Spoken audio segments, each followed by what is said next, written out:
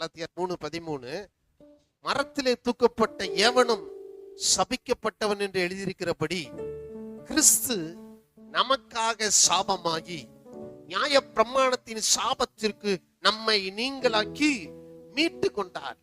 யார் அந்த இயேசு? உனக்கு இயேசுக்கு என்ன சம்பந்தம்? எதுக்காக இயேசு இயேசுன்னு சொல்ற? ஏன் இயேசு கிட்ட போகணும்? சரீரமாகிய சபையாகிய கிறிஸ்துவுக்கு உனக்கும் என்ன சம்பந்தம்? அறியாம உணராம வாழ்ற கிறிஸ்தவனே, இன்னைக்கு அறிந்து கொள்ளும்படி உணர்ந்து கொள்ளும்படி ஆவியானவர் இந்த காலை வேளையில உன்னோடு பேச விரும்புகிறார். கிறிஸ்துவுக்கு உனக்கு என்ன சம்பந்தம்? இயேசுவுக்கு உனக்கு என்ன சம்பந்தம்? இயேசு உனக்கு யார்?